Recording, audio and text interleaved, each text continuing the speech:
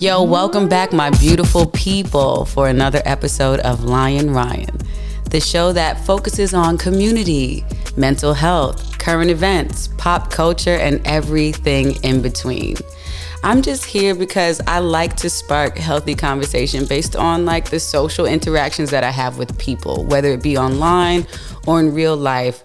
I think that I want to just use my voice as a vehicle for people who are in like these Black and brown communities, women, LGBTQ plus community, and everybody that just deserves to be heard and know y'all have a voice. We all have a voice too. So welcome back. The last two episodes were pretty funny. I mean, you know, this is definitely a way for me to share my journey, like I told you before, and tell you stories about how I came from being a very, very, very interesting person. I would say complicated, to having a balanced life and making sure that I'm doing right by myself and the people around me. That's most important to me, really. And I value that. Like, I really cherish that I've grown up a little bit. You know what I'm saying? So that's nothing really big happened since the last episode, I would say, besides the Will Smith thing. But Will Smith at the Oscars, and I don't feel like talking about that because this is not the platform. Psych. Psych. This is that platform. This is what we're going to talk about. Are you kidding me? I wish I would be like, yeah, we're not going to talk about Will Smith smacking the shit out of Chris Rock at the Oscars. No, we finna talk about it. Okay? And I just want to make this very clear. It's okay. We can talk about these things because y'all have to understand. You see it every day. You're not going to stop seeing that. Those memes, that smack. You're not going to stop seeing that for like the next year, bruh. You're going to see that for about a year. So boom, whatever. You already know the story. A Black rich man smacked another Black rich man at the Oscars, and the internet is in an uproar. See, my take on this is not what everyone else's is, which is like very serious. So we have the white people's take, which is, oh, Black on Black crime, should have known. Don't bring Black people to the Oscars. And I told you they're gonna turn up. And then you have Black people, which is like, you know, if you get as far as being at the Oscars, hosting the Oscars, producing the Oscars, and you're a legend like Will Smith, why would you ever go and embarrass Black people as an entire race and smack a Black man on stage? That's some of the Black people's views. Like, a lot of Black people are like, you should have saved it for the after party, bruh. You know, that's a thing. And then we have this whole community of people like saying, well, this is a terrible way and now his career is done. You know what my view is? Will Smith don't pay your bills. Like, he smacked somebody on a stage of a legendary award show, still won the fucking award, and you are losing sleep. You wake up in the morning to find out what happened. Are you shitting me? So we're still going to talk about it, but I really don't care. Like, listen, nobody's going to sit here and tell me to care about one rich, legendary Black man worth hundreds of millions of dollars smacking another millionaire Black man on stage. Like, bruh, give it a break, bruh. Like, it is what it is. All right, he smacked you. He called your wife bald-headed. All right, I get it. You know what I'm saying? I get it. What I don't like is the unhealthy conversations that came from this. Like, I don't care about the actual act. Rich people can smack, stab, and shoot each other all the time, and their lives don't change. For the people who base their lives off of these celebrities because y'all think that y'all know them, I said it. Y'all think that these celebrities know you.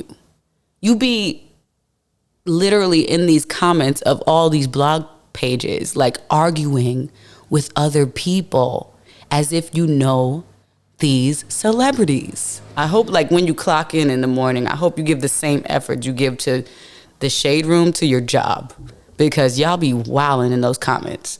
But anyway, the conversation that I don't like around the event, which is I've never seen black women bashed so much because a man smacked another man.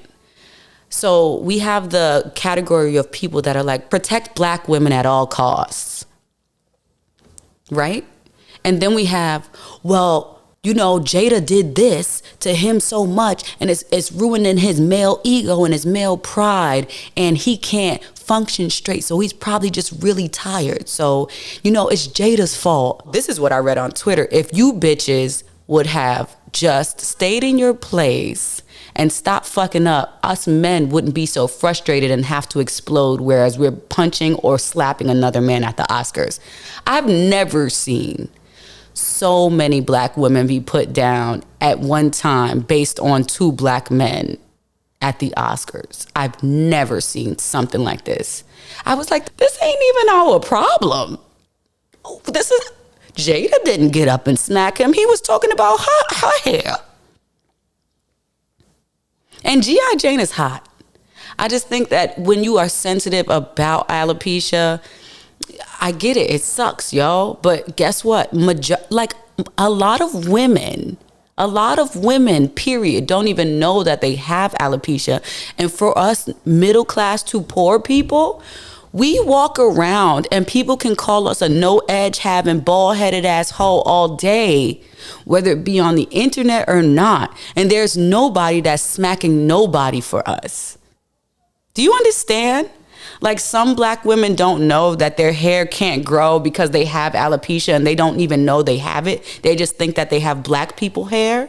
Do you get what I'm saying? And the conversations around these rich people problems is so crazy. Where are your problems? Where's your man?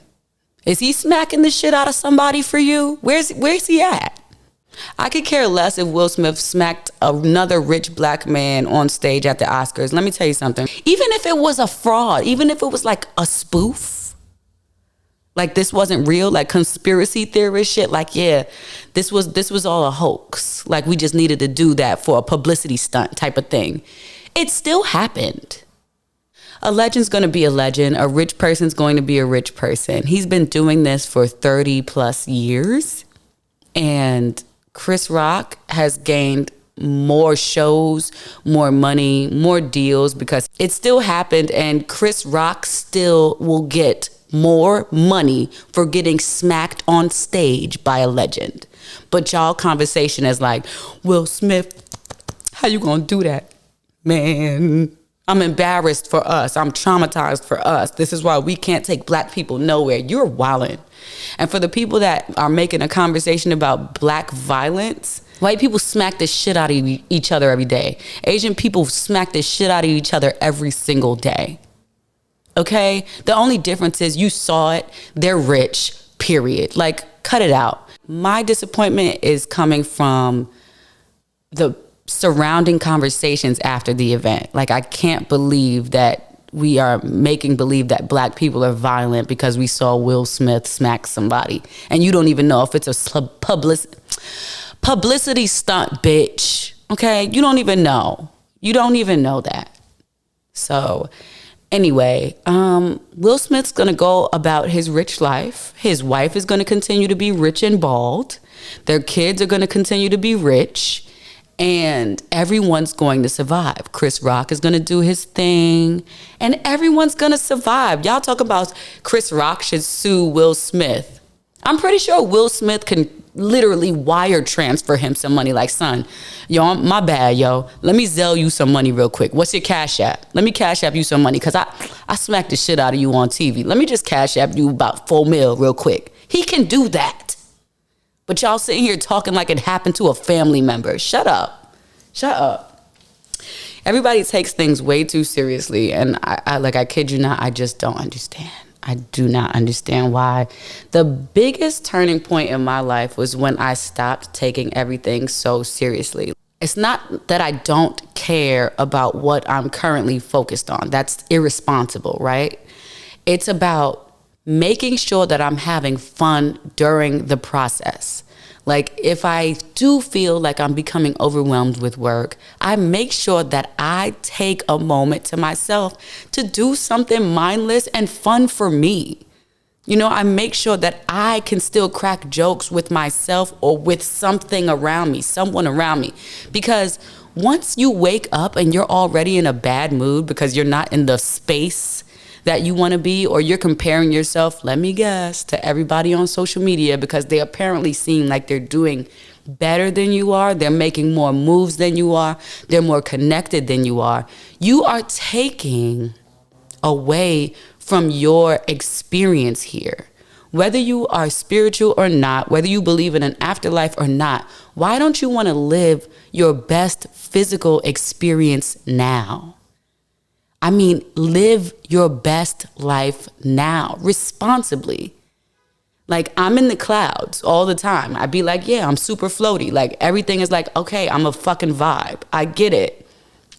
But then I still handle my physical responsibility because my physical bills need to get paid. My physical career needs to flourish. And I need to physically make sure that I have a roof over my head, right? So if I can do this in a way that is maintaining my mental health so that I'm not bitter and mad all the time, I don't wake up complaining about what the next person has or what I don't have. But I do this mental checklist, this list of how grateful I am about the things that I have in my life. Or even, I even tell myself these days, like, I'm just grateful to be able to have the resilience that I've had for all these years. That's a thing. If you're still trying and you're still going, every day is a step in the right direction. And it just makes your journey a lot easier when you take a little bit of pressure off of yourself. The perfection complex is real. I know personally in my community, as artists and people who work in entertainment, we have ADHD. We cannot just like be normal, like, yeah, get it done when it gets done. No, everything is serious and it's no time for play. I made sure that I don't do that. I have to balance my life out, whereas I make sure that I don't drive myself crazy through the things that I love. I need stimulation in a different way, and it's not always work. Everything is not social media, guys. Everything is not entertainment, guys. And if you are a doctor, a lawyer, a psychiatrist, and you don't even care about social media, you might just be listening to this podcast from your office because you work in corporate or sales or benefits or something like that. You might work in HR. Everything is not about the entertainment industry. This is what I know. This is what I've been doing over 13 years. So if I'm in this space and I know how to navigate this space, I'm going to flourish here because these are where my talents make me money. So wherever you are and you're taking your life so serious that you always find yourself complaining, that's going to run you into the ground, bro. That's probably what made Will Smith smack the shit out of Chris Rock. That nigga's stressed out. He's stressed out. He's tired of y'all just like stressing him out with rumors and all these things. Like, I'm sure the man works super hard. All the people around me work until they can't work no more, until there's burnout happening. Burnout is dangerous. I don't like burnout. So for me, I balance myself. And yes, if I did work more and I put in longer hours, it would be more strenuous to my body. And for me personally, everyone's body is different. I can't perform to my fullest capabilities because I burned myself out. You know what I mean? So I think that everyone is different, but if you just take a load off, dude, like have a fucking laugh. Have a laugh. Have a drink. And stop spreading your fears onto other people. That's the thing. Like, you love to post about the next strain of the virus. You love to post about wars. You love to post about all the bad things and talk about only the bad things. What the fuck is going on in your life that's good? Have you asked yourself that today? What's going on in your life that's good for you? Because that's a thing. That's really a thing. What's happening in your life for you that's good right now? You should ask yourself that every day. I do that every single day, and I make sure that I remind myself why I'm happy to be alive and why I can still laugh and smile. We're about to do a Q&A. This one's cool. This question is from @star_11_. The question is, what most intrigues you? Because you have such an amazing poise about you. Whoa. What? That's amazing. You think I have poise? That's amazing. Let's see. What most intrigues me, which is like arouse me or build curiosity within me. Like what makes me have immense interest? I would say what intrigues me most are people. That's general. It's vague, right? I have many things that intrigue me, but I would say like people who have an idea and execute it, and I see it happen all the way through. That freaks me out. It makes me like you really did this. You really did this. Not only for people in entertainment and art. It's everyone that can see something, do it, execute, they took the action, and I watched it flourish, like legit thriving. That is amazing, and those are the people that I like to be around. You stuck to your guns. That really, really, really does intrigue me. Another thing that makes me curious and like I have a real curiosity for it is neuroscience, which is weird. It's so weird. Like how the human brain works based on like the wiring of your brain. Because me being into spirituality, you have to always understand that there's still science that comes with that. You know what I mean? And neuroscience for me it's crazy to know that your brain waves can emit a certain frequency and you can manifest something like now. And once you tap into that, you can change your life. I've watched it happen to me. And this is totally transparent. My vibrations are lowered when I'm drinking wine because I'm putting alcohol into my body. But that's why I said I got balance. I wake up in the morning and meditate and work out. You know what I'm saying? I have certain routines that I do through my spiritual practice and through my consciousness. You know, my conscious awareness. I do that. But I also will turn up at night. You know what I mean? So when I get to that place where I'm like, oh, yeah, raw vegan. Yeah, only meditation all day long. When I'm rich enough to get there, I'll get there. But in the meantime, I'm finna drink this wine, meditate in the morning. Sometimes I curse, and you know, it is what it is. But I'd say 5 years ago, I was not at peace like this. I did not have such grounding in my life. I did not have a point of reference where I knew I wanted to be. My goals weren't clear. So now that I'm able to see things more because I've elevated into like this special human, I don't even think I'm human no more. I ain't gonna hold you.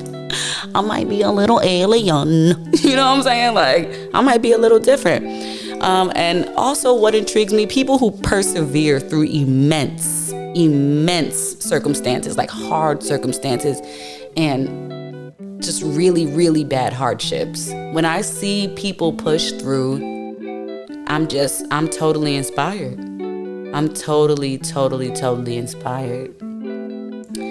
That's what makes me happy, to see other people around me that are just like flowing and growing. You know what I'm saying? That's what makes me happy. And I'm so happy that you sent that question because that really just it triggered me to be grateful again and to keep going. Like, starting these new projects sometimes can be intimidating. The point is to stop thinking about where it's gonna go and to just start. People get so wrapped up in thinking about how to execute, they never get it done. You're thinking about how to take action and you just don't do the action. You just don't do it. It's wild. being afraid of your own success is a thing. And it was so funny. My boy asked me like, how you go from talking like from imposter syndrome to like undercover dudes sucking dick. And I was like, because it is what it is. That's what I saw on my DMs. I have some good news though. We're going to open the hotlines because after I posted that episode, I really got so much love and feedback from men who actually had wives. Can you believe it? I have so much feedback from men who have wives, have children, and they are afraid to tell their wives about them either having past relations with men or wanting to have relations with men or currently cheating on their wives with men. So I'm going to start taking voicemails next episode, and I told them to leave me a voice message, totally anonymous. Nobody's gonna know who they are, and I'm just going to answer and give them the best advice that I can give them, because I didn't know that was gonna spark any sort of, I didn't even think these people would be transparent enough. And that's why I know I have faith in humanity.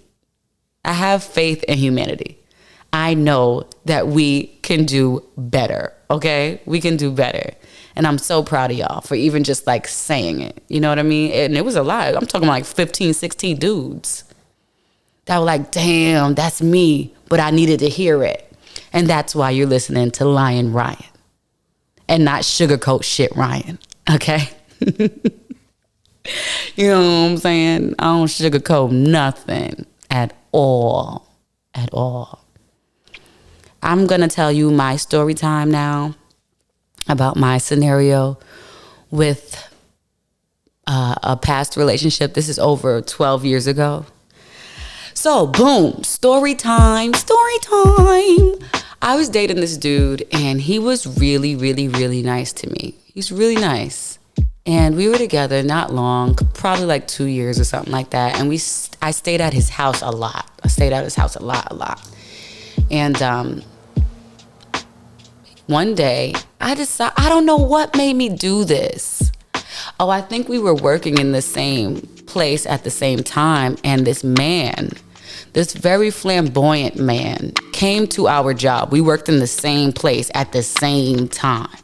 This flamboyant dude, I mean, like, homeboy had a purse on. He was talking like this, like, where he at? Like, he was talking like that. And I was like, bitch, your voice higher than mine. The fuck? Like, but you know, he came in our workplace and was looking for my guy. And I was like, he downstairs. You want me to go get him? And he was like, yeah. And I was like, oh, okay. Looks like you guys got a little beef going on. I don't really know, but I don't know my guy to be hanging out with you. So anyway, they have a chat outside the workplace, and I'm looking through the window, and it looks like they're having a heated argument. Like, they're arguing back and forth. Like, my boyfriend at the time was like, don't ever show up at my job again. You know what I'm saying? And I was like, this is sus. You know what I mean? So they're arguing, and I don't say nothing. I don't say anything at all. I'm just like, that was weird, huh? Right? That was pretty weird, right, babe? He's like, yeah. Anyway, forget that. And I'm like, okay, cool. You know? So, we get home that night, and I still don't go through his phone, you know? I'm not really the go through the phone type. Like, I'm not. I don't go through phones now because I've had it done to me too many times. I just think, like, it's gross, but, ooh, that's another conversation, though. Anyway, so I guess the next week, it was just sitting on my brain, just, like, sitting there, like, why was this really gay man showing up at our job and arguing with my boyfriend? What are they arguing about? So respectfully, you know, me 12 years ago, not really like the mature girl I am now. I was more like fuck that. I'm sleeping in the motherfucking house. I'm about to look through this phone. I would never do that now. I would never. Anyway, look through the phone while he was in the shower, and the messages were like, I'll tell her right now. I got her number. I went through your phone and got her number. I'll tell her about us right now. So I keep scrolling. And my boyfriend at the time responds, please stop. This is my wife. I finally found a love of my life. Please stop. And he's like, no, motherfucker. I'ma tell her right now. I got her number. So he's like pleading to stop. He's just like pleading for the guy to stop threatening to call me. So at this point, I'm a little bit like scared because I was like, this ain't like no little flimsy man. This a big dude. If he tries to come for me because I'm dating his boyfriend, at this point, you his boyfriend. You ain't even my boyfriend no more. You his, okay? That nigga can have you, okay? I was like, now I gotta approach. I gotta say something. So he got out the shower, and I was like, hey babe, you know we're best friends, right? And he's like, yeah, babe, of course, yeah, we best friends. I talk to you about everything, yeah. And I'm like, okay, cool. So who's this? And I named the guy's name. And I said, don't lie. Already went through the phone. Don't you lie now. And he was like, nah, it ain't what it looks like. Just really played it off the whole time for about a smooth 7 minutes. And I said, well, you know, what it looks like is as if you guys have spent a lot of time together, and as if you basically did the 1 and the 2, maybe the 3. You know what I mean?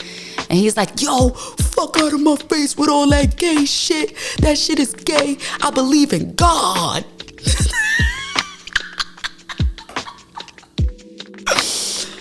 Oh, he hit me with the God. I believe in God. I would never do that because I believe in God. And I said, it's okay. You know, the worst thing you can do right now is lie to me. So just tell me the truth. I said, you know what? I will make it up for you. Let me give you scenarios and you just give me a thumbs up when one is right. So I did like a show of me basically, if I had a penis, getting it sucked, or I made my hands into the shape of a penis as if I was sucking one. And I said, which one did you do? You can tell me. We're best friends. So did you do the sucking or do you get sucked? You know what I'm saying? I need to know. I needed to know.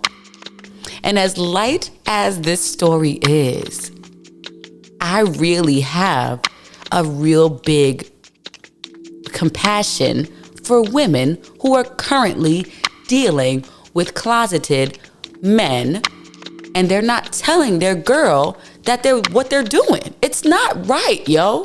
It's really not right. My feelings weren't hurt after this situation. I just want to tell you that. But anyway, back to the story. So while I'm acting out the scenarios, you know, the sucking or the getting sucked, you know what I'm saying? I'm acting the scenarios out, and he tells me which one he got done after a while. And I said, okay, it's okay, baby. It's okay. You know, he broke down into tears and told me it only happened one time. And I said, well, last question now. Did you finish? I need to know. I'm sorry. I need to know. Did you, you know, if you're going to do it, you got to do it. You know what I mean? So did you finish? First, he said he didn't remember if he finished. And then, you know, after me rubbing his back and telling him, you my king, you my world, boy. You know what I'm saying? Like, he was like, yeah, I finished. Yeah, I came. Okay, great. This is what we needed. This is all I needed to move forward. This is all I needed. Because guess what? I didn't judge him for the action of loving men and women. I know he loved me. You could tell.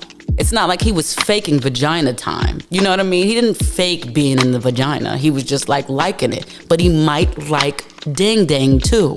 So it's fine if you like both. The point that I'm making is, don't you lie to me, bruh. Don't have me sitting in this bed every day, cooking, cleaning, having sexual intercourse with you, and you are cheating on me with the same gender. Even if you cheated on me with a woman, this shit ain't right. But bruh, that's a lot to do. That was a big dude. You know what I'm saying? You gotta tell me if you're doing the bending or if you're getting bent by someone that big. Because if he comes for me, it's over for me. You can't be lying to people, y'all. You can't lie to people. Anyway, moral of the story, great experience, great guy. I haven't really dealt with anyone that I know was bisexual or gay after that as a man, but I do know that I've definitely dealt with some sus ass men. Y'all ain't low. I know what you like. Anyway, on this episode of Lyin, Ryan, I hope you liked it. I hope you liked our Q&A segment. It was really great talking to you all. Be sure to tune into next week and make sure, don't forget to send me your questions for our Q&A segment. Don't forget to ask me questions in my DM. And also, if you log on to my podcast link in my bio, there is a section where you can now leave voicemails. So for our next episode, I'll be answering more voicemails. There will be more story time and more informative, cool information about everyday stuff that we just enjoy hearing. This is Lyin Ryan, the podcast. Y'all were thinking it. I just say it. Now tell me I'm lying. Peace.